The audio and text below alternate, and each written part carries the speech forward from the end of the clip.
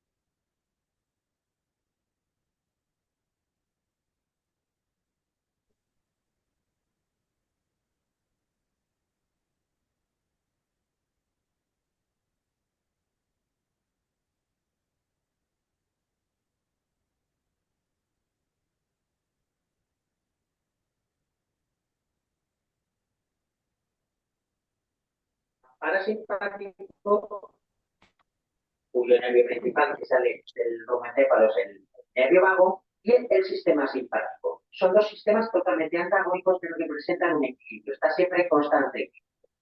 Esto sería otro esquema de resumen en la que vemos la inervación de la pared, prénico e intercostales, y la inervación del contenido del componente visceral. Ramos parasimpáticos, el nervio vago y la cadena simpática.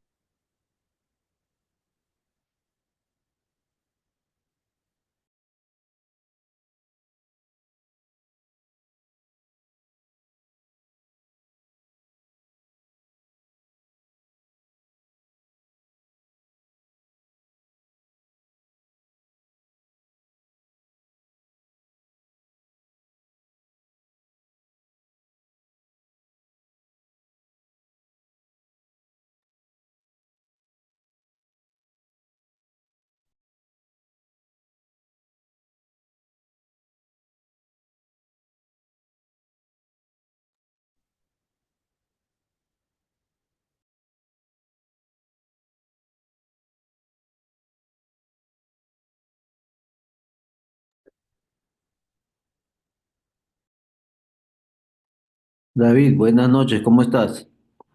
Doctor, buenas noches. Te he pasado como coanfitrión. ¿Puedes abrir tu presentación? A ver, doctor, lo voy a intentar un ratito. Ya.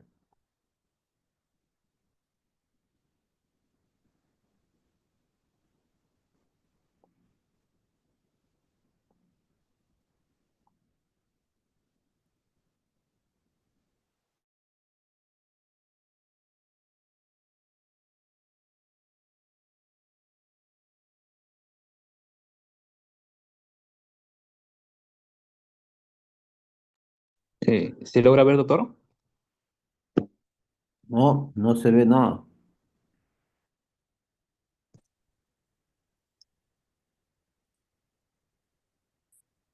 Buenas noches. Buenas noches, doctora. Buenas noches, mamá. ¿Está bien su paciente? ¿Qué dice? ¿Que estás bien? Sí.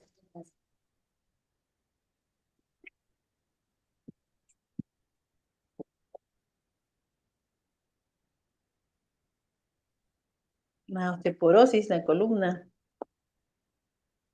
¿Se logra ver? Disculpe. Te voy a dar como anfitrión, ya. Te voy a pasar como anfitrión. De repente es.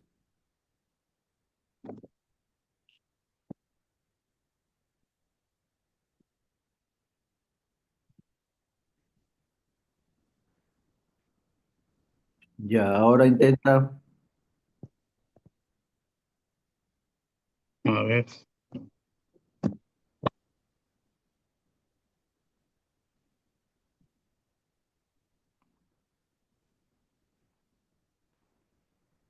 Ujú, ujú.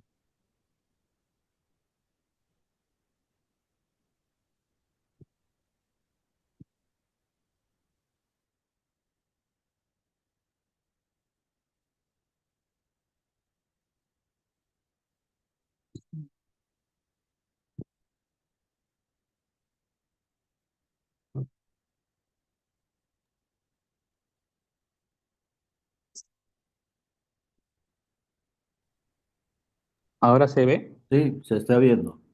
Ok. ¿Puedo iniciar, doctor? Déjame presentarte. Ok. Bueno, gracias a todos los que se unen. Es para mí muy grato presentar al doctor David Díaz Saldaña, médico residente del Hospital de Lima, invitarte. Eh, He aprendido mucho de farmacología y de anatomía y ecografía de él. Es un joven muy interesado y versado en la especialidad, ¿no? O sea, el típico residente que busca más. Así que le he dado este tema y espero seguro que va a estar muy bueno. David, la sala es tuya. Ok, doctor, muchas gracias. Eh, bueno, ante todo, agradecer a los participantes de esta charla. Se me ha asignado el tema de bloqueos de tórax y abdomen. Como ya presentó el doctor, soy médico residente del Hospital de Lima Vitarte. Eh, Voy a tratar de enfocarlo, como son bastantes bloqueos en parte de tórax y abdomen, enfocarlo a la parte perioperatoria, básicamente al manejo agudo, ¿no? Y haciendo una selección de los bloqueos, enfocándolo a la parte quirúrgica, o sea, a qué tipo de bloqueos podemos elegir en qué tipo de cirugías, ¿no? ¿Cuáles son las recomendaciones, qué dice la evidencia?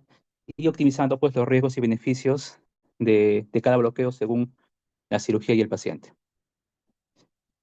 Vamos a revisar básicamente un poco de anatomía de la pared torácica y la pared abdominal. Vamos a revisar también lo que viene a ser el consenso Delphi de la ASRA, que básicamente trata de unificar los distintos nomenclaturas de los bloqueos para hacerlo más estandarizado, ¿no? Voy a mencionar los bloqueos regionales de tórax y abdomen y cuáles son las recomendaciones de riesgo-beneficio según cada tipo de cirugía. Básicamente, estoy dividiendo en lo que es cirugías abiertas, que son invasivas, cirugías mínimamente invasivas, ¿no? Y unas conclusiones finales. Con respecto, con respecto a la anatomía, nosotros sabemos que básicamente tenemos un componente somático y visceral en lo que viene a ser la pared torácica y la pared abdominal. El componente somático, pues, está principalmente determinado por lo que vienen a ser los nervios eh, intercostales. Los nervios intercostales, además, también que vienen a cubrir lo que viene a ser la parte, los dermatomas, desde T1 hasta T7, cierta inervación de los ramos del plexo braquial, eh, y además a unos ramos cutáneos anteriores, ¿no? Y asociado a eso también tenemos un componente visceral, que viene a ser dado principalmente por lo que es el nervio, por el sistema simpático y parasimpático. Ya lo voy a mencionar más adelante. Si se puede ver en la imagen, por ejemplo, tenemos el componente, eh, el componente simpático que viene a cubrir sobre todo lo que es parte de la pleura visceral de pulmones y también un componente parasimpático a ese nivel, además también de lo que viene a ser pericardio. Con respecto a cómo está distribuido los, nervios, el nervio intercostal. Los nervios intercostales, principalmente de tórax, nacen pues de las raíces, de la unión de las raíces del anterior y posterior de la médula espinal, donde este tronco nervioso que está, bueno, sale del espacio paravertebral, va a dar dos ramos, un ramo anterior y un ramo posterior. Generalmente estos ramos son mixtos. El ramo anterior va a subdividirse un ramo cutáneo, perdón, un ramo posterior, un ramo cutáneo anterior y un ramo lateral. Vamos a ubicarlo de acuerdo más o menos en otros gráficos para tratar de ubicarlo a qué nivel salen estos los nervios y qué estructuras musculares pueden inervan en todo caso. En este gráfico de acá se puede evidenciar básicamente en este gráfico cómo los nervios salen y por dónde discurren cada nervio. Por ejemplo, eh, nosotros sabemos que, como mencionaba, sale el nervio, el nervio intercostal, atraviesa, pasa por el espacio paravertebral y va hacia la parte anterior, ¿no? La parte anterior del tórax. Entonces, va a discurrir por los por los músculos intercostales, va a llegar justo al, hasta la línea media, donde va a desembocar en lo que viene a ser un ramo cutáneo anterior. Pero también va a salir un nervio el nervio cutáneo lateral que va a atravesar el músculo, el músculo, perdón, no sé si lo pueden ver en esta imagen, puede, eh, atraviesa pues el intercostal externo.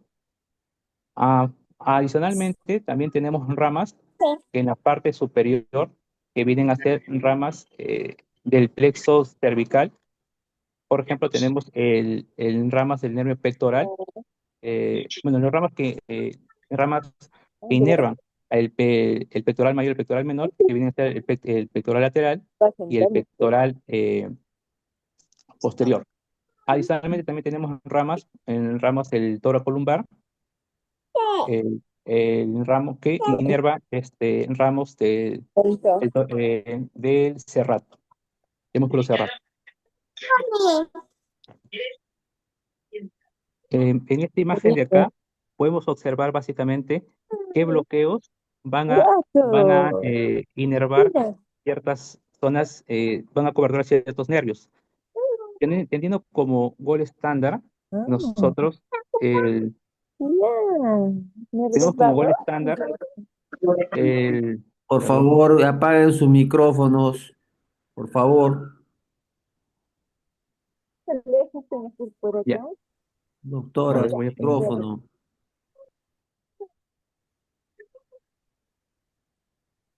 Ya, bueno, continuando. Nosotros sabemos que el gol estándar para manejo de dolor en lo que viene a ser tórax es el bloqueo, la técnica epidural, que va a cubrir pues todo lo que un componente tanto somático y un componente tanto este, somático y un componente visceral. Eh, ¿Lo pago? Similar al torácico, al epidural torácico, tenemos el paravertebral, que viene a ser como un epidural, pero de un solo lado, que también tiene un componente tanto somático como un componente visceral. No tenía asiento. Los distintos Hay otros más, hay otro bloqueos, asiento. por ejemplo, los bloqueos PEC1 y PEC2, que vienen a ser bloqueos Así me que con la compran. nueva definición de estandarización de Delphi, estos bloqueos, por ejemplo, ya para tener un consenso, pasan a llamarse, tenemos acá, por ejemplo, estos bloqueos de acá. Los bloqueos pectorales, Aquí está limpiador. el PEC 1 y el PEC 2, vienen a ser ambos bloqueos se consideran como bloqueos del plano interpectoral.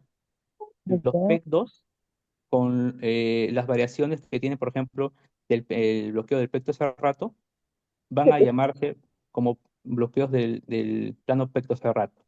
Voy a explicar más adelante en qué consiste cada bloqueo, pero más o menos para ir ordenándose en cuanto a la terminología. En los bloqueos del serrato anterior, el bloqueo del serrato, tenemos varios tipos de bloqueo. Tenemos el serrato profundo y el serrato superficial. En cuanto a los de la línea,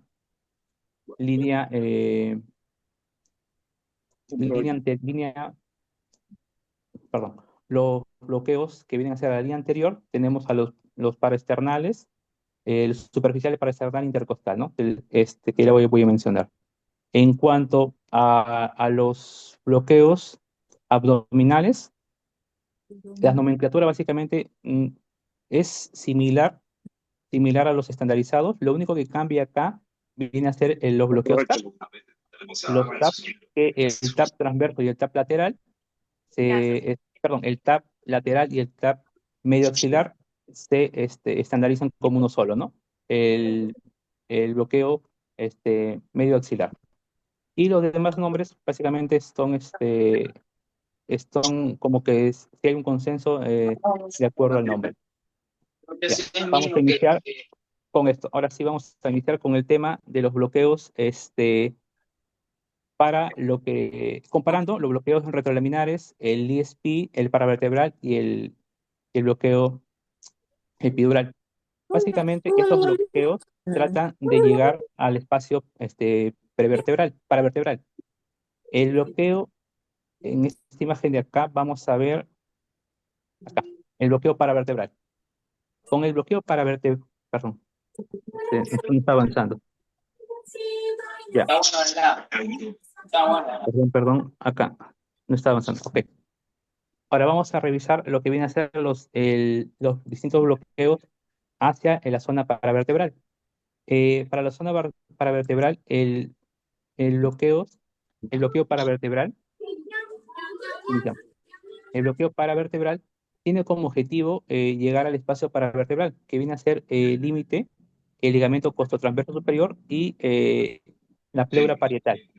Como vemos a ver en la imagen, el límite de ese espacio paravertebral está definido como la cara medial, que es el cuerpo vertebral, y el foramen intervertebral. La cara lateral viene a ser el espacio intercostal por donde va a pasar el nervio intercostal. La cara anterior va a ser el espacio, la pleura parietal, y el espacio posterior viene a ser la apófisis transversa.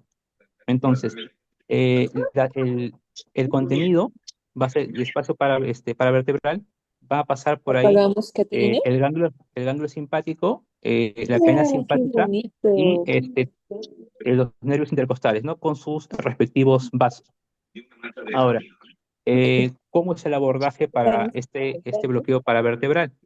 El abordaje para bloqueo paravertebral básicamente consiste en atravesar ese ligamento costotransverso, que viene a ser como que la barrera crítica, ¿no? Para que nosotros podamos atravesar y sentir esa pérdida de resistencia. Generalmente, este bloqueo paravertebral como mencioné, es como un epidural, pero de un solo lado. Es un poco complejo de realizar de forma coguiada. Mira. Generalmente se necesita de 20 a 25 mililitros de volumen para cubrir cuatro dermatomas aproximadamente. Porque es un bloqueo un poco difícil de realizar, un poco complejo, porque está cerca de lo que viene a ser la pleura, ¿no? Y tiene mayor probabilidad de hacer un neumotórax. Ahora, acá dentro de este compartimento paravertebral hay dos compartimentos faciales que van a ocasionar un comportamiento distinto del bloqueo. ¿Por qué razón? porque puede, si, si el anestésico llega al compartimento subendotorácico, donde están las raíces nerviosas, va a tener un comportamiento. Y si va al comportamiento extrapleural, donde está el ganglio simpático, la inyección, Sí, el por eso. medicamento, pues, se puede distribuir de manera más longitudinal. Ahora, eh, en cuanto al abordaje del paravertebral, podemos tener dos técnicas. Podemos tener la técnica, el abordaje transversal y el abordaje oblicuo o sagital. A ver, si se ve en esta imagen, por ejemplo, acá está. En la imagen A vamos a ver un corte transversal, donde vamos a ubicar, como vimos, la apófisis transversa. La apófisis, si lo logran ver ahí, dice P, que viene a ser la apófisis, a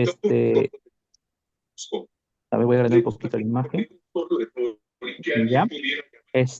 Y vemos el espacio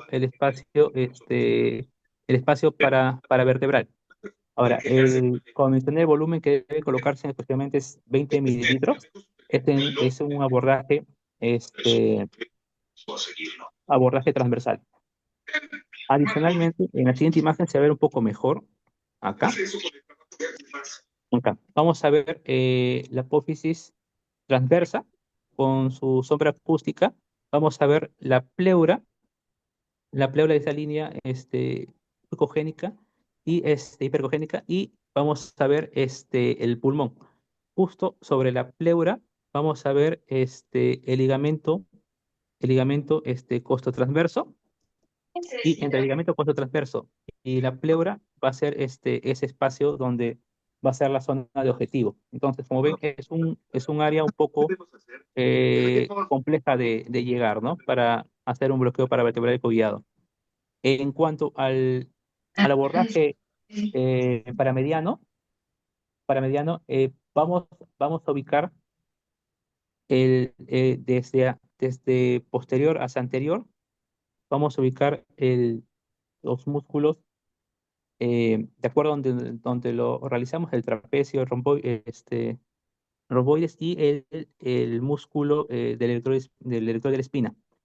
Y sobre ellos vamos a ubicar la apófisis transversa. Justo entre las apófisis transversas vamos a ubicar el ligamento costotransverso, y en esa zona va a ser, pues, entre ese ligamento y la pleura, va a ser, pues, el espacio paravertebral. Con respecto a otro bloqueo, el siguiente bloqueo, el ESP, es un bloqueo que ya tiene bastante evidencia sobre en cuanto a su, en cuanto a los estudios que se ha realizado, y es un bloqueo seguro. Se menciona que el ESP por volumen podría tener también bloqueo simpático, eh, pero es variable esa respuesta. En cambio, el paravertebral sí te asegura un bloqueo simpático, ¿no? El ESP puede generarte un bloqueo simpático. Nosotros, generalmente, ¿de qué depende la distribución de este medicamento? Pues de la fascia thoracolumbar. La fascia thoracolumbar permite la distribución del anestésico local a niveles adyacentes. Se menciona de que el bloqueo ESP, si nosotros lo realizamos a nivel de T5, se puede llegar a 8 dermatomas, prácticamente aproximadamente con un volumen de 20 a 30 mililitros de anestésico local. Ahora, como mencioné, el bloqueo ESP depende mucho de la zona donde lo realices. Si lo realizas en zona torácica o en zona lumbar. En zona torácica va a haber más distribución, 8 dermatomas, inclusive mencionan hasta 11, puede llegar de acuerdo al nivel donde realices. Pero en zona lumbar disminuye la distribución de este, del anestésico por la distinta variabilidad anatómica que hay por los músculos, por ejemplo, como el psoas, que disminuyen la distribución la dispersión de este anestésico.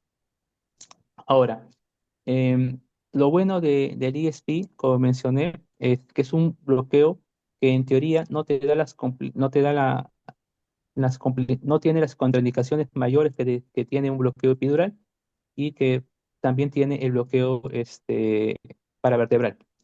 En cuanto al abordaje del ESP, nosotros vamos a tener un abordaje eh, ya sea en en plano em, parasagital o en plano transversal.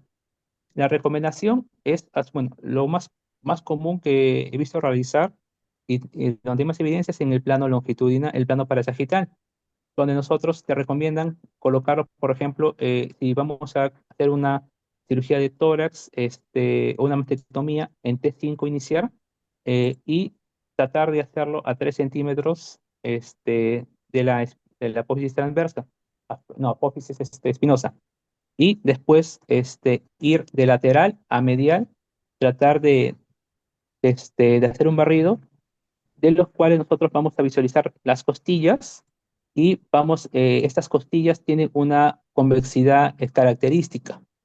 Son mucho más redondos, son en forma de U. Si nosotros vamos desplazándolo medialmente, vamos a evidenciar las apófisis transversas de una forma, como ven en la imagen, más rectangulares, más aplanadas. Entonces, justo ahí es una buena zona donde podemos realizar este bloqueo, ¿no? Y el avance de la aguja, pues podemos hacerlo ya sea pues en plano, que es la recomendación de un abordaje de lateral a medial. Eh, el volumen generalmente te recomiendan de 20 a 30 mililitros en adultos por cada lado y aproximadamente. También tenemos otro abordaje que viene a ser el abordaje transversal, donde este abordaje, a diferencia del abordaje parasagital, que puedes ubicar varios, varias apófisis transversas en un solo corte en el parasagital. A cambio, en el abordaje transversal solamente vamos a ubicar una apófisis, un proceso espinoso. Y podemos verlo como si fuera un pequeño tridente, donde vamos a realizar un tridente con una sombra acústica hiperecogénica posterior y donde vamos a aplicar pues el anestésico local. La aguja pues puede hacerlo en plano o fuera de plano, pero te recomiendan hacerlo fuera de plano.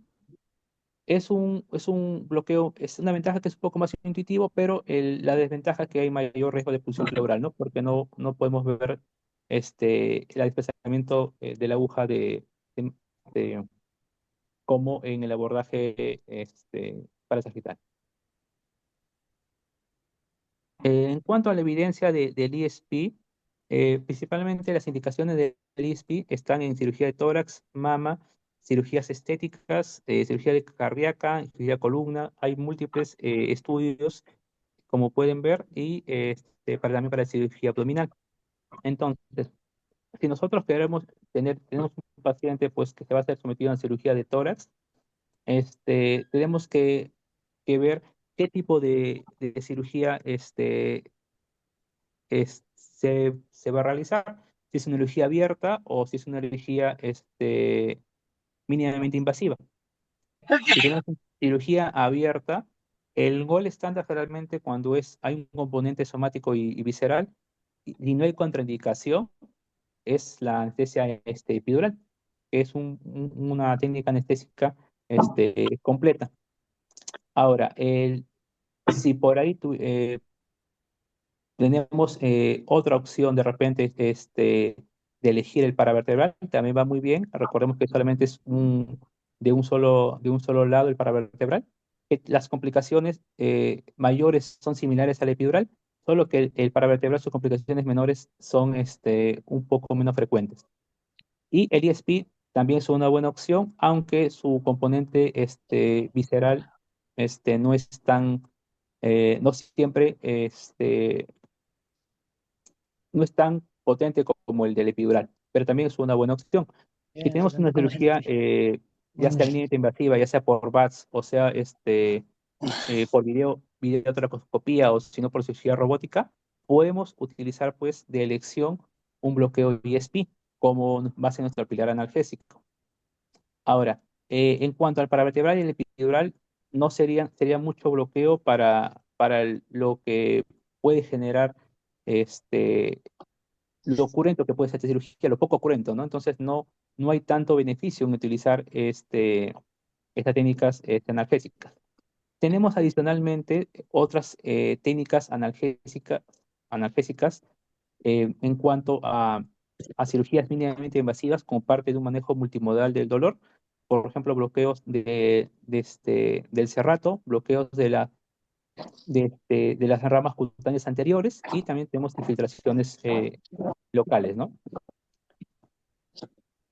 Vamos por ejemplo, en cuanto a los bloqueos del nervio pectoral, tenemos el PEC 1 y el PEC 2. ¿Qué quiere decir?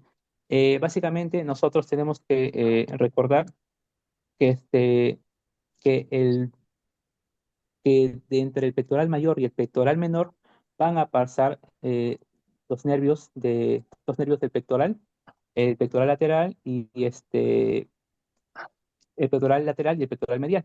Entonces, estos nervios podemos bloquearlos si nosotros, por ejemplo, ubicamos el ecógrafo entre los músculos el pectoral mayor superficial y el pectoral menor profundo. ¿Cómo ubicamos la zona? Bueno, como ven en la imagen, la zona la ubicamos en un plano axial, justo debajo de la clavícula, insertamos la aguja del lateral a medial y justo entre el pectoral mayor y el pectoral menor, que es el PEC 1, aplicamos pues 10 mililitros de anestésico local. Y si queremos complementar con un PEC 2, podemos colocar entre el pectoral menor, perdón, y el serrato 10 mililitros de anestésico local. Ahora, eh, este, el, esta técnica, como mencioné, es una buena técnica analgésica, sobre todo también, aparte de cirugía de tórax, podemos utilizarlo pues, en cirugías de mamas, ¿no? Que también te puede dar analgesia, inclusive para ciertos, para toma para tumorectomías o biopsias. En cuanto al bloqueo del PEC 2, el PEC 2, bueno, como ya le mencioné, tenemos que ubicarlo generalmente a nivel entre la tercera, cuarta costilla, ¿no? Para poder ubicarlo a los pectorales. En cuanto al bloqueo del serrato anterior, tenemos acá, podemos hacer un serrato anterior superficial y un serrato profundo. El bloqueo del serrato anterior podemos hacerlo a nivel del dorsal ancho y entre el serrato anterior, y el profundo entre el serrato anterior y los músculos intercostales. Em, el objetivo del bloquear el serrato anterior es tratar de ubicar pues al nervio torácico largo, que es el nervio pues que inerva a todo el músculo serrato anterior, ¿no? Y posiblemente podemos también bloquear ciertas ramas intercostales que atraviesan este plano muscular. En cuanto como mencioné, la ubicación entre la tercera y la cuarta costilla, podemos ubicar pues un buen plano para realizar este bloqueo. En cuanto al bloqueo del romboides, el, este bloqueo generalmente lo hacemos con el paciente pues sentado en el cúbito prono, donde tratamos de ubicar pues en la parte posterior al músculo romboides, que es el músculo más superficial, y los músculos intercostales, ¿no? Más o menos a nivel de T4, T6, la línea paravertebral, ubicamos aproximadamente, como vemos en la imagen, tratamos de llegar hasta al espacio del romboides y al espacio del músculo intercostal. cuando colocamos aproximadamente de 20 mililitros de anestésico local para poder bloquear las ramas intercostales de los ramos ventrales, ¿no? Y además también podría llegar, pero en menor proporción, de acuerdo al volumen, a bloquear ciertas fibras simpáticas, aunque es un poco, ya depende pues también de cuánto volumen se pueda colocar en este bloqueo. En cuanto a los bloqueos retrolaminares o los bloqueos del punto medio de la apófisis transversa de la pleura, son bloqueos que, que tienen un mecanismo parecido al ESP, que son un poco, mencionan el retrolaminar un poco más seguro el punto medio de la apófisis de la pleura es un poco más complicado de realizar, pero que en principio tratan de llegar también al espacio paravertebral. Ahora, el espacio, en cuanto al bloqueo retrolaminar, bueno, hay estudios donde se menciona que puede manejarse para neuralgia de herpes zóster, para manejo de dolor crónico, y depende mucho del volumen, de cuánto volumen podemos colocar para que pueda llegar a ese espacio paravertebral y tenga un componente también simpático.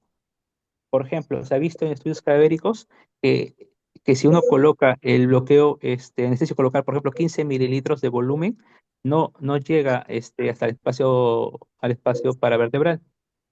Pero si colocamos volúmenes mayores a 20, 25 mililitros, sí llega. Entonces es un bloqueo dependiente de volumen para que pueda llegar, ¿no?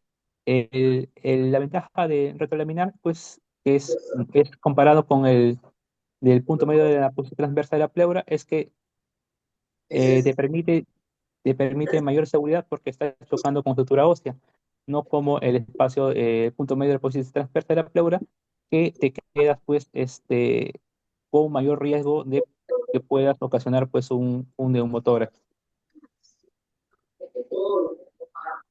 En cuanto al manejo del dolor, por ejemplo, en pacientes con cirugía cardíaca, eh, tenemos que tener en cuenta si el paciente pues qué tipo de cirugía es, si es cirugía abierta o cirugía mínimamente invasiva, si el paciente está coagulado o no está anticoagulado. Ahora, si el paciente está anticoagulado, generalmente eh, la técnica epidural no está indicada, inclusive también hasta el paravertebral no está tan indicado en esta técnica, pero podemos utilizar previamente la cirugía un bloqueo ISP. Ahora, si nosotros ya queremos como una anestesia multimodal, o si es una cirugía, una mini esternotomía, podemos aplicar un bloqueos del ramo anterior, o si no, podemos darle una infiltración. ¿Y cuáles son estos bloqueos que podemos hacer? Por ejemplo, tenemos los bloqueos, este, bueno, este se me pasó, este bloqueo era de la parte anterior, este bloqueo también de los ramos intercostales, que, que viene a ser un bloqueo que se realiza en la parte, eh, con el paciente, ya sea de cúbito supino, de cúbito prono, perdón, o de cúbito lateral, para tratar de ubicar a los nervios intercostales, ¿no? Pero es un bloqueo un poquito más complejo de realizar, porque estamos cerca de las fascias pleurales y la fascia endotorácica, entonces podemos ocasionar también un neumotórax. El objetivo de este bloqueo es justo bloquear en entre los músculos intercostales, los músculos intercostales internos y los músculos intercostales externos, ¿no? Justo antes de llegar a la pleura, cerca de la costilla. Con respecto a los bloqueos de las ramas cutáneas anteriores, estos bloqueos tenemos varias formas de realizarlos. Podemos, por ejemplo, podemos bloquear directamente ubicándonos nosotros en la parte anterior, en un eje sagital. Podemos ubicar entre costilla y costilla, podemos realizar el bloqueo justo sobre las costillas, ejemplo, sobre C3, podemos utilizar infiltrante anestésico local y va a difundir este, hacia los ramos cutáneos anteriores. O también podemos ir directamente hacia los músculos, los músculos intercostales, pero es un bloqueo un poco más profundo, ¿no? Pero ambas opciones son efectivas y se pueden realizar, ¿no? Podemos bloquear encima de las costillas o si no directamente sobre los músculos intercostales. En cuanto a cirugía estética y cirugía de mama, nosotros tenemos que ubicar más o menos qué, eh, qué, qué área van a tocar, qué área van a operar para más o menos nosotros direccionar a qué tipo de bloqueo podemos realizar. Como es igual que en la parte de la toracotomía. Si van a realizar una mastectomía, por ejemplo, completa en el paciente, entonces podemos hacer un bloqueo, podemos utilizar un ESP como bloqueo de elección, o podemos utilizar completar un bloqueo PEC2 con ramas con bloqueo de nervios intercostales. Ahora, por ejemplo, si nosotros si van a tomar una biopsia de ganglios, podemos complementar con un PEC1. Si van a tocar pues pezón, entonces tendríamos que ya ir por un cerrato o por un paravertebral, ¿no? O también por un ISP. Entonces, de acuerdo a qué zona a qué tipo de cirugía van a realizar, qué parte van a operar, tenemos que elegir el bloqueo. Entonces tenemos que dividirlos. En esta imagen se va a ver en cuadrantes. Por ejemplo, si, como ya mencioné, si van a tocar pezón, por ejemplo, en una zona altamente inervada, podemos ir con un paravertebral o podemos ir con un cerrato, ¿no? O con un ESP,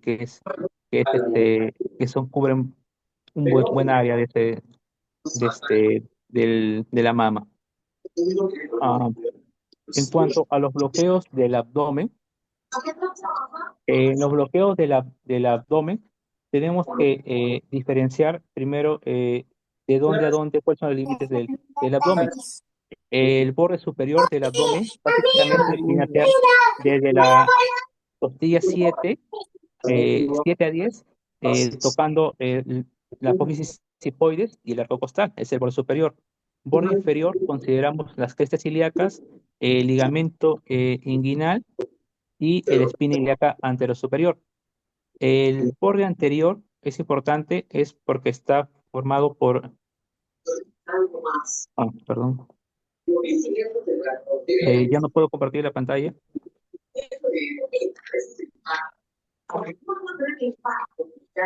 Discúlpame, yo lo he querido, es que hay gente hablando y para hallarla tengo que ser yo el anfitrión. Ya te quité el anfitrionaje, te lo voy a volver a dar el que seas anfitrión, pues. Ya, Ya. O a ver, intenta ahí, mira, voy a darte como coanfitrión. ya. A ver,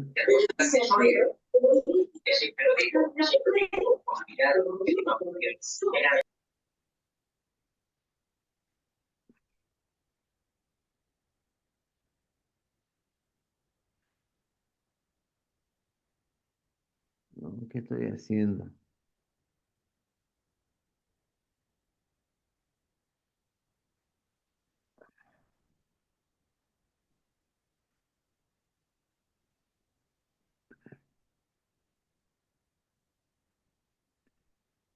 David, estás como coanfitrión, ¿puedes compartir pantalla? Intenta, por favor.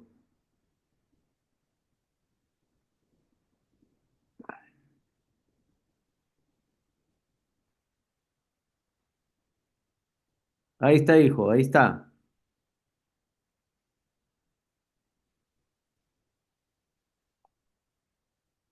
Perfecto. No se te escucha, ¿no puedes hablar?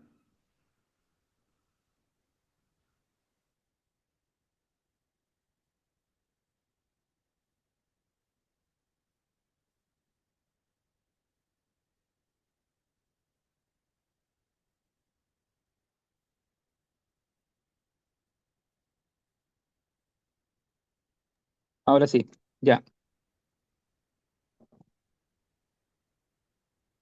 ya, ahora sí. Eh, ¿Me escuchan? Perfecto y claro.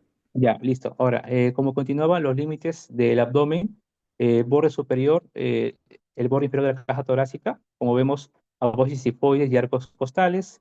El borde anterior va a ser, viene a estar la línea alba, que es importante, sobre todo en el bloqueo de los rectos del anterior.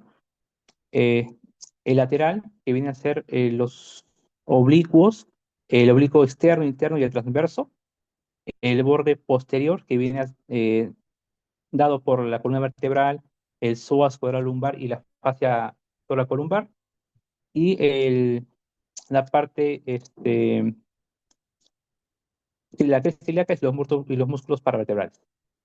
Vamos a mencionar bloqueo por bloqueo. Por ejemplo, en el bloqueo ilioinguinal o iliohipogástrico, este bloqueo, nosotros para ubicarlo, vamos a ubicar, vamos a ubicar básicamente en en la espina ilíaca anterior superior.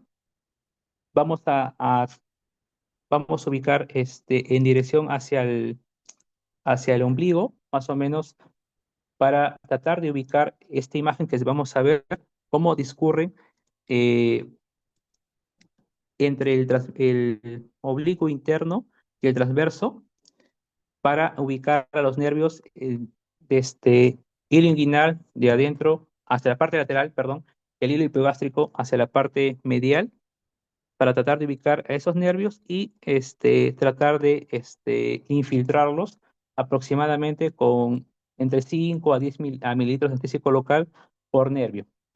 El ilinguinal y el hipogástrico, como nosotros sabemos, provienen de el inguinal del último ramo del T12, el T12, el único último ramo torácico, y del L1.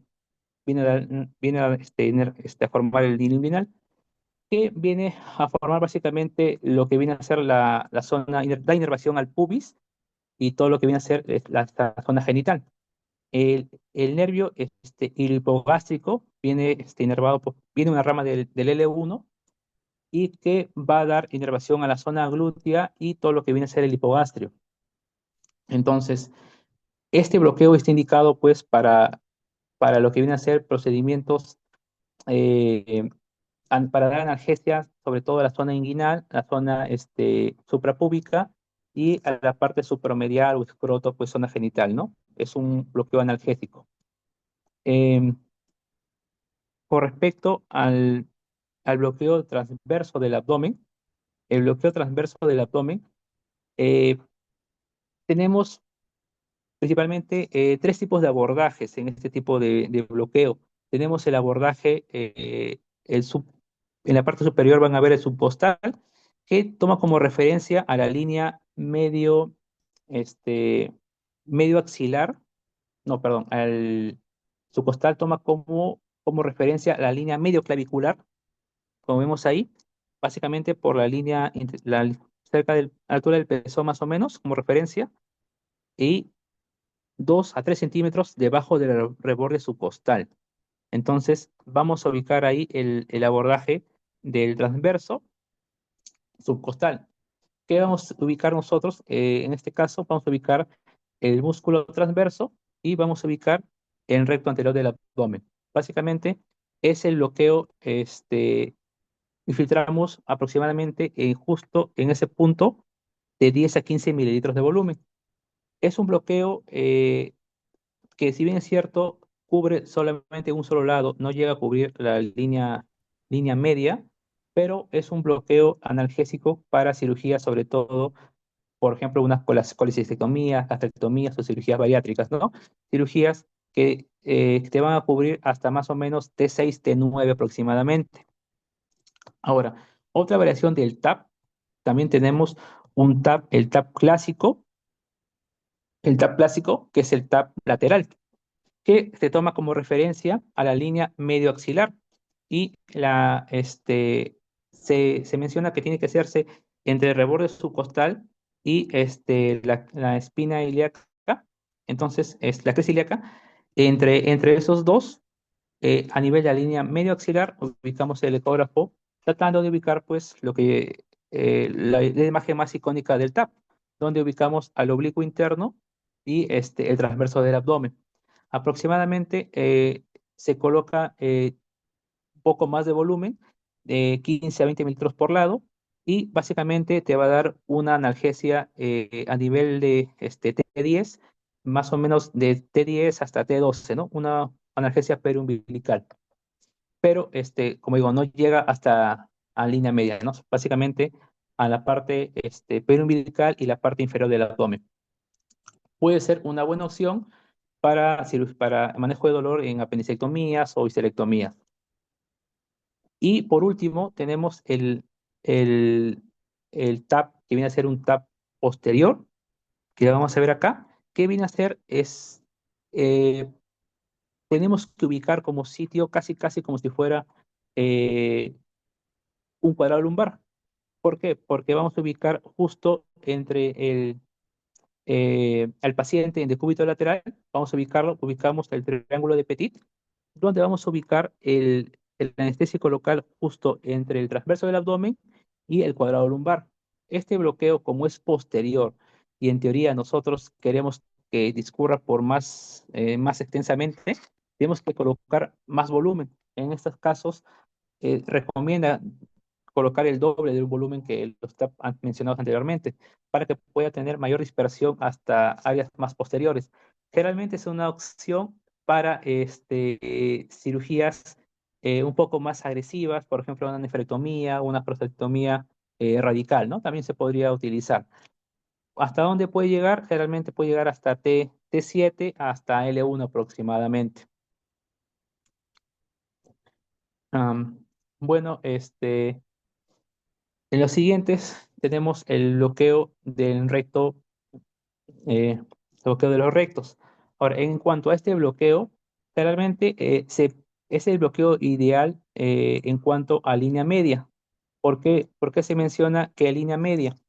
Porque hay algo característico en cuanto a este bloqueo, que viene a ser la distribución de las vainas de los distintos músculos. Por ejemplo, eh, nosotros sabemos que la línea media está formada desde la apófisis sifoides hasta la sínfisis del púbico. Básicamente, ¿no? Es una línea media que, que está inervada principalmente por ramos de T9, T10 y T11. Si nosotros vamos a ubicar porque queremos bloquear utilizar este bloqueo, tenemos que ubicar en la siguiente imagen, vamos a ver, acá se puede ver, ya, si tenemos que ubicar a los músculos oblicuos externos, tenemos que ubicar el oblicuo interno y el músculo transversal del abdomen. Tenemos que delimitar lo que viene a ser la aponeurosis de estos músculos. Si vemos en la imagen superior, por ejemplo, el músculo transverso, el músculo de rojito que van a ver acá el centro, el recto anterior, está formado por un compartimiento. Ese compartimiento está conformado por, a ver, espérenme, lo voy a agrandar para que se pueda ver. Acá está. El, el oblicuo, ramas, la aponeurosis del oblicuo externo con el oblicuo interno van a rodear la pared anterior del recto anterior. El transverso del abdomen con ramas va a formar en ramas perdón, la aponeurosis se va a unir con la aponeurosis posterior del recto anterior y va a tratar de envolverlo. Esta conformación es característica desde la línea bueno, la parte supraumbilical del recto anterior, pero cuando va llegando, va disminuyendo debajo del ombligo, va a ocurrir que esta vaina posterior va a desaparecer y se va a formar así. No va a tener esa vaina, esa conformación, sino va a ser más, por así decirlo, se va a perder. Entonces, la distribución del anestésico local no va a llegar a las zonas inferiores este, de recto anterior por ese cambio. Generalmente este cambio se va a dar a nivel de la línea arqueada, ¿no? Que se ubica a nivel del ombligo o unos centímetros inferiores. Entonces, lo- estos aponeurosis de los tres músculos ya no van a pasar por delante y por detrás, sino van a pasar encima del recto. Entonces, la distribución no va a ser la misma, ¿no? Esta es una ventaja bueno, ¿por qué se da esto? Porque generalmente a nivel debajo del ombligo tenemos que tener mayor flexibilidad para poder flexionarnos, ¿no? Y hacer nuestras actividades. Entonces, no hay ese cambio a nivel de este nivel, ¿no? Entonces, desaparece la porción posterior y solamente aparece una fascia transversal, una fascia transversal, es una capa delgada, que queda en contacto con el peritoneo y con el recto anterior. Entonces, debido a esto, el bloqueo es más efectivo en los tercios superiores, donde se puede depositar el anestésico local, ¿no? Y no tanto en la vaina posterior. En cuanto al cuadrado lumbar, en el cuadrado lumbar es un bloqueo que produce analgesia en compartimentos abdominales, en compartimentos ya sea también pélvicos, inclusive para cadera, ¿no? Y extremidades inferiores. Principalmente se va a bloquear en ramos de T6 a L1 y todo se desarrolla pues en relación al cuadrado lumbar y a las fascias toracolumbar. Si vemos en la imagen, tenemos en esta imagen de acá, vamos a ver cómo se distribuye en la parte, el cuadrado lumbar está en relación con el psoas mayor y con el erector de la espina. El erector de la espina lo tiene en la parte posterior, el erector de la espina, y en la parte anterior está el psoas, el músculo psoas. Em, Hay una fascia, la fascia toracolumbar, que tiene tiene tres hojas. La hoja posterior, que está separada, que separa a lo que viene a ser el erector de la espina con el cuadrado lumbar. La anterior, que viene a ser entre el psoas mayor y el erector perdón, y entre el cuadrado lumbar, y una que está medial, que está en el cuadrado entre ambos, en el cuadro lumbar, que distribuye de acuerdo a donde depositar el anestésico, distribuye el anestésico local. De acuerdo a eso, pues tenemos tres tipos de bloqueos, generalmente tres tipos de objetivos en este bloqueo de cuadrado lumbar. Si nosotros vamos al cuadrado lumbar tipo 1, vamos a ver, por ejemplo, en esta imagen, vamos a ubicar como es un cuadrado lumbar lateral, donde tratamos de ubicar, eh, colocamos el transductor en los pacientes en línea axilar media y lo movemos en el paciente de cúbito supino. El paciente pues de cúbito supino, el transductor lo ubicamos en línea axilar media y lo desplazamos hacia atrás, ubicando la aponeurosis posterior del músculo transverso del abdomen. Al terminar justo la aponeurose del músculo transverso del abdomen, vamos a ubicar una estructura un poco circular, por así decirlo, que viene a ser el cuadrado lumbar. Entonces, vamos a tener el transverso del abdomen apuntando hacia el cuadrado lumbar y vamos a desplazar, vamos a llegar con nuestra aguja y vamos a ubicar justo en la aponeurosis, em, al margen lateral del cuadrado lumbar, donde vamos a colocar el anestésico justo entre el cuadrado lumbar y la grasa, pues, renal, ¿no?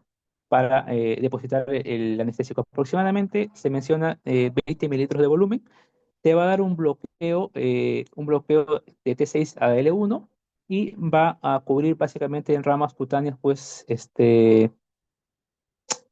va a dar un bloqueo de ramas cutáneas del hipogástrico, bilinguinal y ramas subcostales también, ¿no? Además de analgesia de T6 y L1. Si queremos ir a lo que viene a ser el abordaje posterior y el abordaje anterior, tenemos que sentar al paciente y hacerlo con una sonda, un traductor curvo, convexo, para tratar de ubicar a L3 y tratar de tener una imagen como si fuera de un dedo señalando, donde van a señalar eh, el cuadrado lumbar. Entonces tenemos que ubicar esta imagen donde podemos ubicar ya sea un cuadrado lumbar posterior o un anterior, de acuerdo a donde sea el sitio de inserción del anestésico.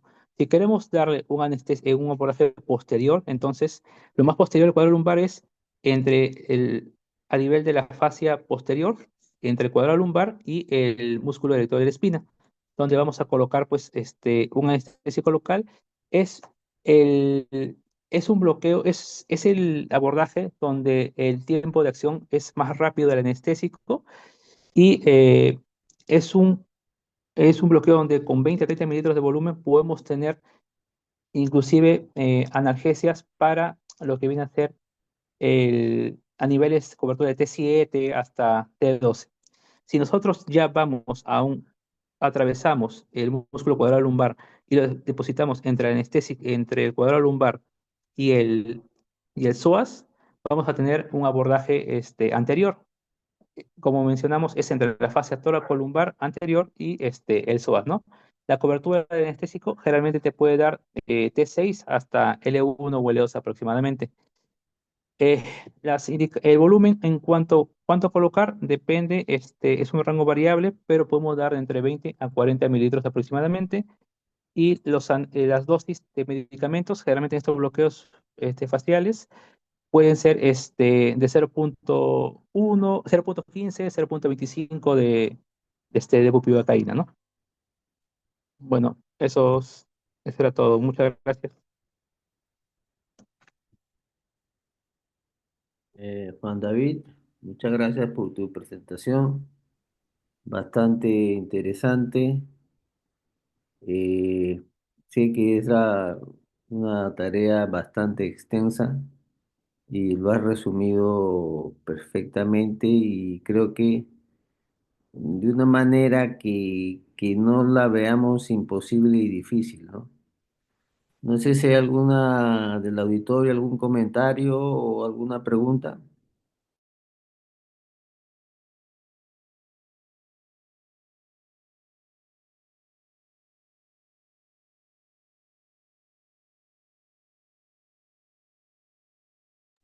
Yo creo que todos son expertos en bloqueos.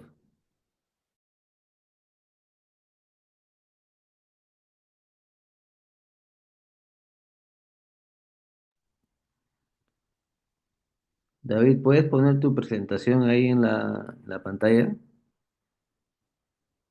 Ok, otro ratito. A ver si así se animan.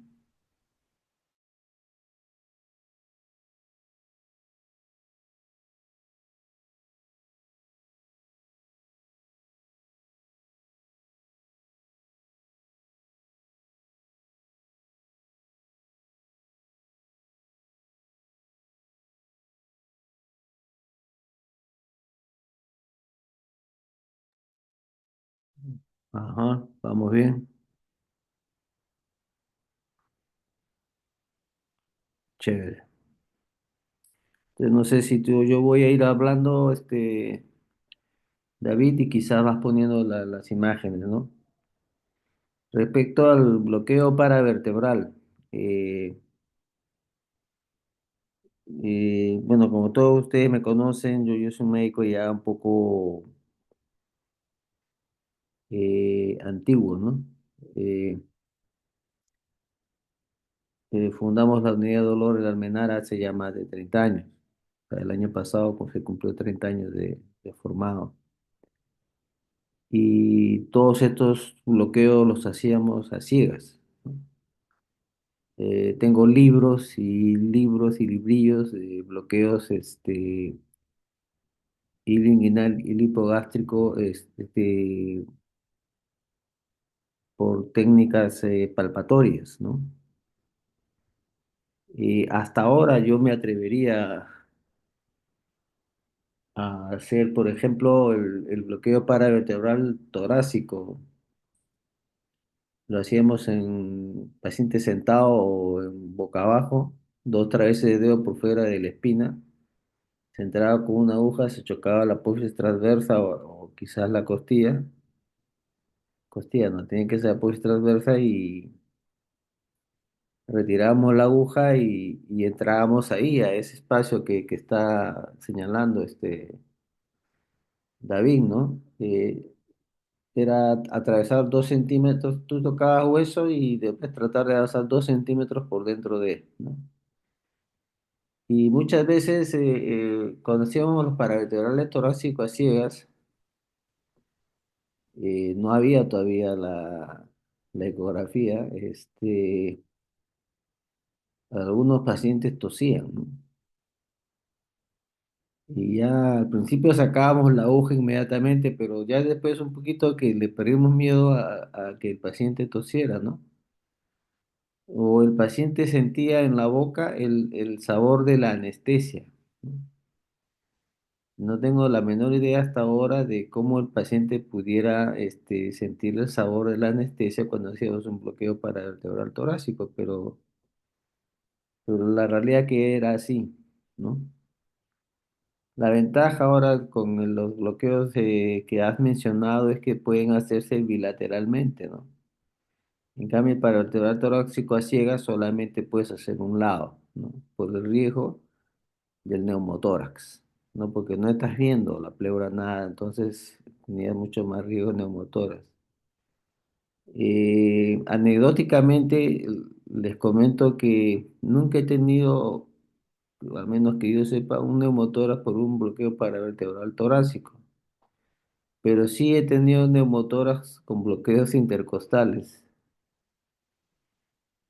con agujas más finitas, ¿no? Agujas de 25, 23, y he tenido pacientes que hice interconsulta y bloqueé los intercostales y cuando voy a controlarlo al día siguiente lo encuentro con un frasco en el suelo que estaban sacándole el aire del pulmón, ¿no? O sea, le habíamos provocado un neumotórax, ¿no? El residente de cirugía de tórax no pasó una buena noche ese día. Y no leyeron en la historia clínica que habíamos hecho un bloqueo intercostal por dolor, nos hicieron interconsulta por dolor. Y al día siguiente se esclareció pues por qué su paciente había hecho un neumotórax, ¿no? Entonces, incluso haciéndolo con guía ecográfica, hay que respetar esa zona, ¿no? Respecto al bloqueo del erector espinal, les comento que en realidad se han descrito técnicas de bloqueo del erector espinal cervical, dorsal, lumbar y sacra, ¿no? Hay una línea sacral en el hueso que está entre la apófisis espinosa del sacro y la articulación sacroiliaca. Hay una línea ósea que no es difícil de identificar con guía ecográfica y hacer bloqueos erectores sacros, ¿no? Lo he realizado para dolores perineales o dolores abdominales bajos, con un relativo éxito, ¿no? Es la escuela turca y otra escuela más donde han hecho más trabajos a este respecto y haciendo un protocolo de bloqueos del erector espinal sacro para dispaurenia, por ejemplo, ¿no? para dolor durante el coito de la mujer. Se le hacían bloqueos de este tipo y se les iba la dispaurenia y eh, podían concebir, o sea, que era como parte de un protocolo de gestación, ¿no? Respecto a los PEX 1 y PEX 2, en el dolor crónico, gracias por poner las imágenes, en el dolor crónico de hombro, infiltramos el supraescapular y el circunflejo, pero han salido dos nervios más, el pectoral lateral y el nervio subescapular. Eh, Siempre he creído que el PEX 1 daba algún tipo de analgesia en el hombro, ¿no? Y bueno, esta suposición que yo tenía cuando hacía los PECs, porque yo he hecho los PECs antes que apareciera el erector espinal, ¿no? Me gustaba hacer muchos PECs a ese nivel cuando tenía neuralgia posherpética a ese nivel, ¿no? Bueno, en realidad no había otra cosa más que hacer. Pero si yo entro en el PEX 1 y pongo un volumen relativamente grande, pudiera anestesiar la rama pectolateral que va hacia el hombro, ¿no? Pero si no hay suficiente, bueno, un super ecografista de repente ve este nervio y le hace una crioanalgesia, más que una radiofrecuencia pulsada, va a funcionar mejor.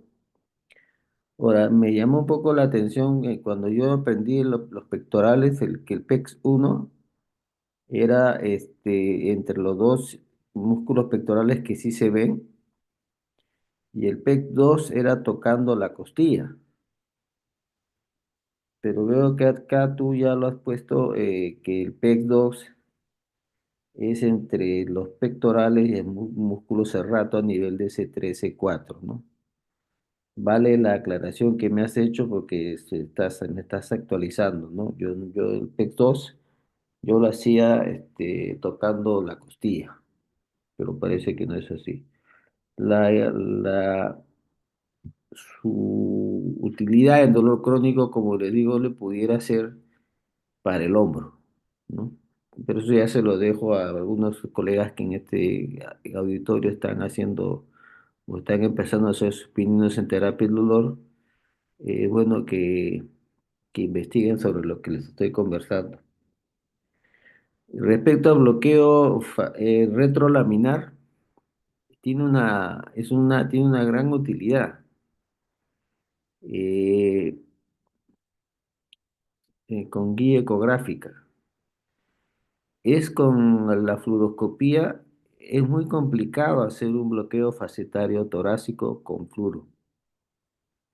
En cambio, con eco no. Tú pones el eco en el espacio retrolaminar y ves una lámina cómo encaja con otra. Y hay una hendidura entre lámina y lámina, ¿no? Y esa hendidura, ese es el espacio facetario.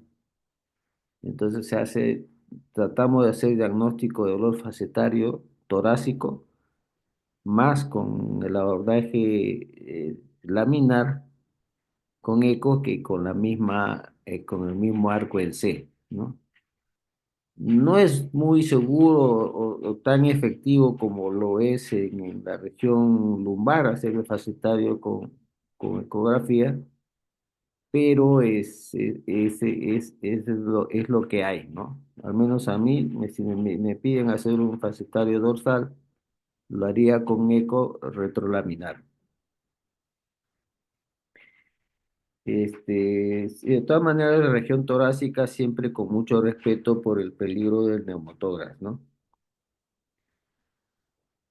Ahora, sobre los rectos anteriores, eh, hay una fascia que el doctor Fajardo llama la fascia preperitoneal, ¿no? Que en tu imagen de los rectos anteriores, cuando hablas del recto anterior más bajo, vendría a ser lo que se llama, lo que está ahí como fascia transversalis, ¿no? Lo interesante es de este bloqueíto ahí, es que el doctor Fajardo lo ponía en 4 puntos del abdomen, buscaba esa fascia preperitoneal o esa fascia transversal, y supongo yo, y inyectaba fenol y hacía una neurolisis eh, visceral, local, como si fuera un bloqueo de plexo celíaco o un bloqueo de plexo de nervios espláncnicos, ¿no? Y anecdóticamente refería que estos pacientes con estos bloqueos tenían menos tendencia a hacer ascitis en pacientes oncológicos, lógicamente. El fenol es en pacientes oncológicos. Lo he intentado hacer, la verdad, pero no con volúmenes muy pequeños, 2, 3 centímetros, y no he encontrado respuesta, ¿no? Eso no está publicado tampoco, pero son conversaciones o gente que lo ha visto trabajar a Fajardo que me comentaron que hacía eso, ¿no? Pero yo entiendo que algunos de sus bloqueos que él hace son con fenol a más diluido, de modo de que no tengas alguna complicación por el fenol mismo, ¿no? Así que esa fascia pre-transversal del recto anterior, tenerle mucho ojo. A mí me gusta mucho hacer el bloqueo del recto anterior, es muy bonito hacerlo, como atravesar el músculo recto anterior y llegar a la fascia transversal o, o llegar a la fascia transversalis o quedarte justo antes de que rompas la aponeurosis posterior del músculo recto, ¿no? Entonces ahí se ponía el anestésico. Hay un reporte, por ejemplo, de un paciente que le hicieron una yeyunostomía y con su catéter, que se quejaba de mucho de dolor abdominal, ¿no? Y lo controlaron haciendo bloqueos del recto anterior, porque los tubos de alimentación en pacientes oncológicos que a veces pueden haber agarrado un nervio cuando estaban haciendo la tubuladura pues, del yeyuno, quirúrgicamente mínima, cirugía mínima, pero se pueden llevar un nervio, ¿no? Entonces, no recuerdo si le pusieron fenol o no a este paciente en la pared abdominal, pero sí están descritos neurolisis en el TAC, en lo que se le llama abdomen congelado, dolor abdominal por cáncer. Se han reportado varios casos de neurolisis en el TAC block, o sea, entre el oblicuo mayor y el transverso, poner fenol, ¿no? Y eso ayudaba a controlar un dolor abdominal intenso, ¿no? Un bloqueo que no has hablado, tampoco te lo dije, era de los bloqueos de los nervios cluneales, que habría que incorporarlo ya en otro, ¿no? Y por último, el bloqueo del cuadrado lumbar, ¿no? En su momento hubo mucha expectativa con este bloqueo, porque como dices tú, hay el QLB1, 2 y 3, ¿no? El QLB1 es, como dices, entre la transversa y entre el músculo transverso abdominal y llegar al cuadrado lumbar. Y te encontrabas con la grasa perirrenal. Entonces se habló de que el cuadrado lumbar a ese nivel, bloqueando, también bloqueabas fibras viscerales, ¿no?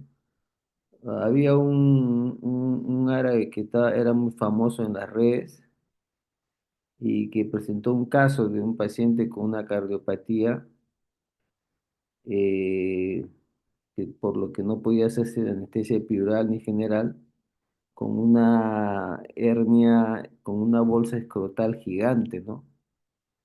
Entonces hizo un TAC block y le hizo este bloqueo del cuadrado lumbar a ese nivel y prácticamente expuso el material herniado en el escroto gigante y no hubo respuesta dolorosa o algún reflejo parasimpático o simpático que pudiera haber puesto en riesgo al paciente, ¿no? Pero yo lo he intentado, sí, como para dolor visceral, en endometriosis o en mujeres, sobre todo se me ha dado la oportunidad de tratar de hacer un cuadrado lumbar con fines de dolor, manejo del dolor visceral, pero no he tenido suerte, ¿no? Y de verdad ya se desechó un poco la idea de eso, ¿no? Podrán todavía haber algunas mentes alucinadas o que estén buscando un bloqueo eh, que pueda hacerse visceral, ¿no? Un bloqueo periférico que pueda tener un componente visceral tanto en el tórax como en el abdomen, ¿no? Sería una cosa maravillosa, ¿no? El erector espinal, eh, la neurolisis en el erector espinal es ya conocido, yo lo he hecho sobre todo cuando hay metástasis en pared torácica, ¿no? Hace poco he hecho una en la clínica, una señora con un CA abdominal, pero que tiene es una operada de Whipple, pero tiene una metástasis justo en el músculo psoas y necesita ganglios retroperitoneales y también ganglios musculares, ¿no? Uno de ellos en el psoas, por eso le da dolor en la cadera. Le hicimos el cuadrado lumbar alto y le bajó el dolor. Después hicimos un bloqueo erector espinal torácico en TNT8 y le bajó el dolor de abdomen. O sea que sí manejaba el dolor visceral eh, que tenía este paciente, ¿no? El problema es que cuando le pusimos el fenol, no lo hicimos muy bien, no veíamos muy bien la aguja y le inyecté el glicerol, pero me parece que no estuve correctamente la aguja sobre, o sea, el escáner sobre la apófisis transversa misma, ¿no? Así que la señora cursó con dolor torácico y abdominal tipo quemazón y le tuvimos que aumentar la analgesia con Transtec, corticoides y neuromodulación endovenosa, ¿no? Como una especie de analgesia, pues tratar de evitar la hipersensibilidad de las estructuras en las que hayamos bañado con fenol, ¿no? Reportes de manejo de dolor torácico o lumbar con estos dos, con el erector espinal, va a haber siempre, ¿no? Y hay varios artículos o número de casos, sobre todo la escuela, los colombianos han publicado mucha serie de casos de dolores oncológicos con manejados con neurolisis a nivel del erector espinal, ¿no? Eh, Eso es todo lo que les podría yo mm, a complementar, ¿no? Hablando desde mi experiencia personal.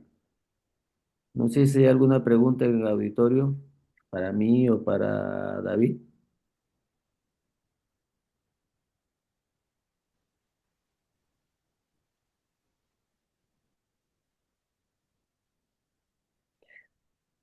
Bueno, no hay preguntas. Eh, Doc, buenas, una pregunta, buenas noches. Buenas noches. Dígame, doctor. Doc, ¿cuánto le pone de volumen con fenol cuando hace un ESP? Muy buena pregunta, Darber. El volumen igual o sea, y sí has dado en el clavo, ¿no? Porque la neurolisis usualmente no son los 20 mililitros que se da clásicamente en un erector espinal llano y puro, ¿no? Creo que la neurolisis son de 10 a 15 ml, ¿no? De fenol al 6 o al 8%, diluido un poco con anestésico local. Ahora, a esta paciente le hice T8, T9, le puse 15 centímetros de fenol, de fenol al 6% y 5 centímetros de bupivacaína, o sea, fueron 20 centímetros. Creo que es mucho, en realidad, ¿no? Y encima, sin estar seguro de haberlo hecho sobre la apófisis transversa misma, eso ha sido no una negligencia médica, pero sí yo creo que estoy viendo los efectos adversos de ese procedimiento en esta paciente. No sé tú, Darber, ¿qué nos puedes complementar? Bueno, Doc, mire, hace, será una semana, una residente rotante de anestesia hizo una revisión sobre bloqueos de pared torácica y presentó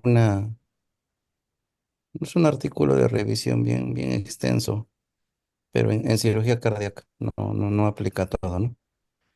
Y mencionaban pues que la literatura es demasiado ambigua y heterogénea con los ESP. Y esto, de alguna manera, digamos que confirma lo que vengo diciendo, ¿no? O sea, que haya muchos reportes de algo, no lo hacen necesariamente bueno, ¿no? O sea, tendría que agruparse o hacer estudios prospectivos y compararlo con algo que valga la pena, bueno, como decir con una epidural. O sea, si quieres probar que esto es efectivo, bueno, gándale un epidural.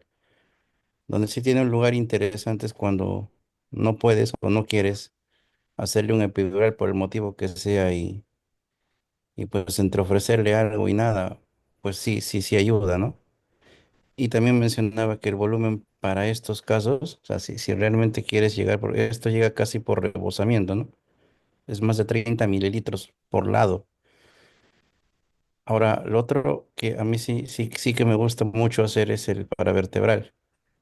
No tanto así como creo que el doctor mencionó 20 mililitros. De hecho, yo le pongo 4 o 5 a lo mucho, pero hago varios niveles. Mm, Entonces, ahí el tema está ya te la juegas, ¿no? Pero, pero sí que alivia. O sea, si vamos a comparar una neuropatía por herpes, o sea, un dermatoma bien definido, le haces un ESP y le haces un paravertebral. Digamos que los dos lo pueden mejorar, pero el paravertebral en el tiempo sí que le dura más. mm. Y me daba mucho la curiosidad también, Doc. Ese espacio es bien pequeñito. O sea, yo de hecho, yo aprendí a poner con usted, bueno, o ozono paravertebral, así como dice, chocas a la transversa, retiras la aguja, te vuelves a meter y pones. Mm, Pero, o sea, estoy creyendo que no llegábamos, o si llegábamos, pero llegábamos por continuidad, ¿no? Pero para estar realmente en el espacio es bien pequeñito. y hay un video de Hatzig haciéndolo casi como lo hacíamos, o sea, pero la diferencia que el primero usa el ecógrafo solo para medir la profundidad y nada más. Entonces, él determina que el espacio, por decir, está a 2,3 centímetros y marca en su aguja cuánto es 2,3 centímetros. Ujú. Y lo mete hasta ahí, hasta 2,3. ¡Pam! O sea, él mide en los espacios que va a hacer y casi coinciden, ¿no? Si va a hacer 4 niveles, casi los cuatro están a una profundidad similar. Entonces simplemente marca en su aguja y lo mete. Y luego comprueba con el ecógrafo que la pleura desciende, o sea, ya no se ve derechita, sino se ve como la pancita de un burrito, digamos, algo así. Exacto. Eh, Y buena forma, ¿no? O sea, solo lo mide rapidito cuánto es y lo mete así, así llegas, bueno, pam, pam, pam, pam, y al toque lo hace dos, bien bonito. Me gustó mucho cómo lo hace.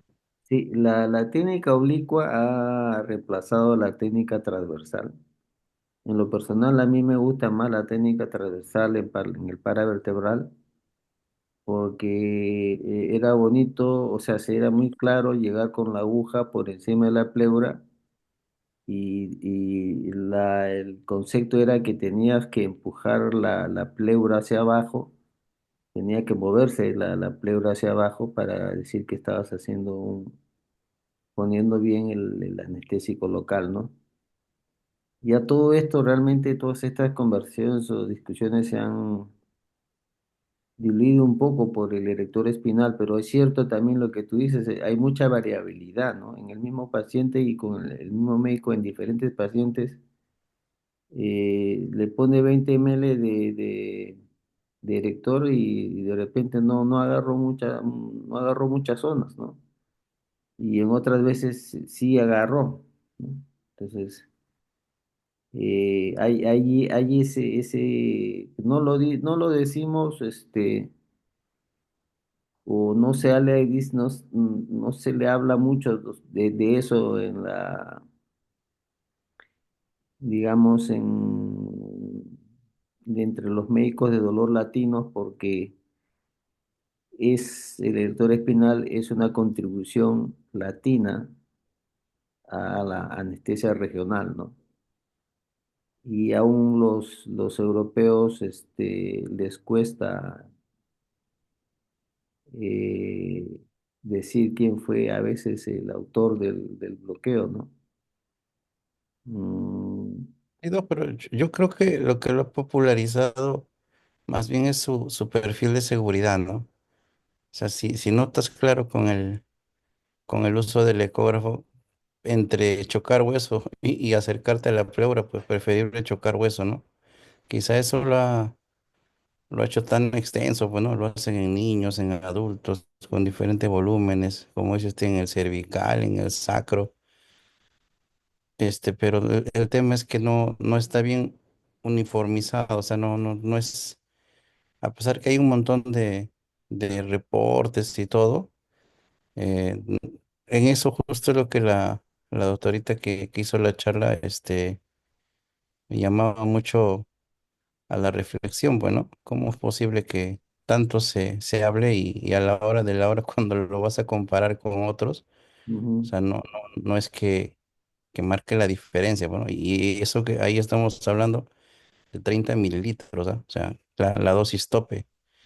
Y de ahí también el riesgo de que estos pacientes hacen toxicidad, pues porque le ponen un montón, imagínense, sí, sí. 30 mililitros puro Yo he para analgesia en tenido, cirugía cardíaca. tenido mucho, me acuerdo una viejita que tenía dolor torácico y dolor de abdominal o dolor posterior, digamos, ¿no? Tóraco abdominal. Le hice un erector espinal, le hice torácico y le hice lumbar. Y se me hizo un cuadro de intoxicación por anestésicos locales. ¿Sí? En personas de edad, tener mucho cuidado, te emocionas y por una neuralgia posherpética y de repente le metes mucho volumen y te hace toxicidad. O sea, no, en ellos no bajar el volumen y menos concentración, siempre sí en las personas de mayor edad. Lo otro, Doc, también lo estoy escuchando y me llama mucho a la curiosidad es lo que usted está planteando, ¿no? ¿Qué estrategias, eh, vamos a decir, no tan agresivas hay para darle a ramos viscerales en un dolor oncológico? Y bueno, yo no sé, pero ya por ahí debe haber descrito algo de un pseudo intento de un celíaco con ultrasonido, ¿no? Me acuerdo que el doctor Silva proponía algo así como, vamos a decir, como un cuadrado lumbar. Ponías el transductor en forma similar, pero donde desaparecía la transversa, Ujú, él quería hacer un transforaminal con eco. O sea, simplemente te decía, bajas de la transversa, desciendes un poquito el ultrasonido y ahí está el foramen. Y metes la aguja sin miedo hasta que choque y sienta la parestesia. Algo así debe haber para llegar a cadena simpática, ¿no? mm, Mira, el simpático lumbar yo creo que sí se puede hacer con guía ecográfica, teniendo esa, digamos, facilidad de ubicar la transversa en la región abdominal, ¿no? O sea, nunca más, no me ha sido fácil. He escuchado esa técnica. De hecho, no existe hasta ahora ninguna técnica de bloqueo radicular con guía ecográfica a nivel de lumbar, ¿no? O sea, lo que te enseñaba Víctor Silva es una técnica más, pero no hay, no hay consenso. Sigue siendo la, la vía fluoroscópica la vía de elección, ¿no? Que quizás ellos lo puedan hacer bueno, son gente pues eh, de otro level, ¿no? Pero mm, de momento yo preferiría el arco. Ahora, claro, para mí, entre comillas, es sencillo decir quiero el arco porque tengo mi arco en C ahí nomás, ¿no? Pero el que no lo tiene, de repente tiene que desarrollar la habilidad de hacer los bloqueos radiculares a nivel lumbar, ¿no? Hay descripciones, pero no hay consenso.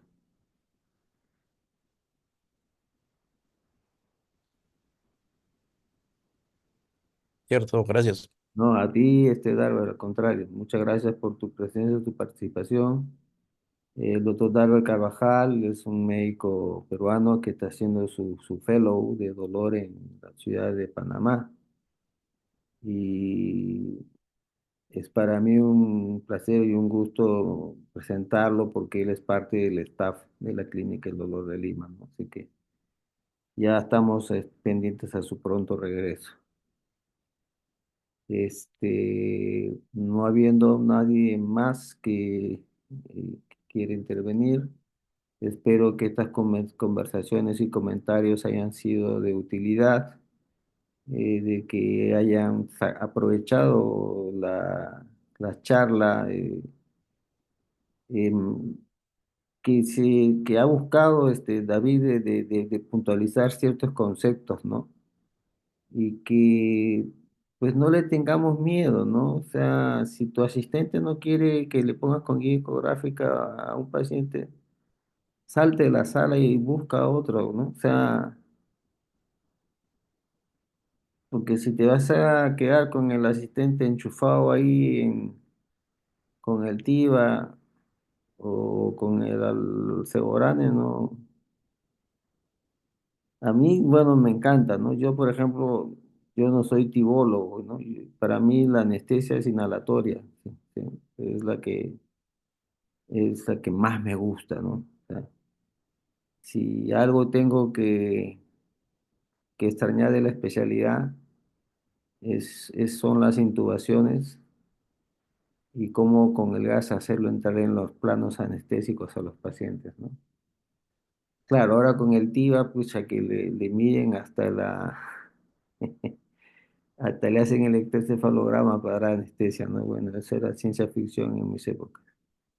Muchas gracias a todos. Les deseo este, que les haya gustado y gracias por estar aquí. Hasta pronto. Nos estamos viendo, ¿ah?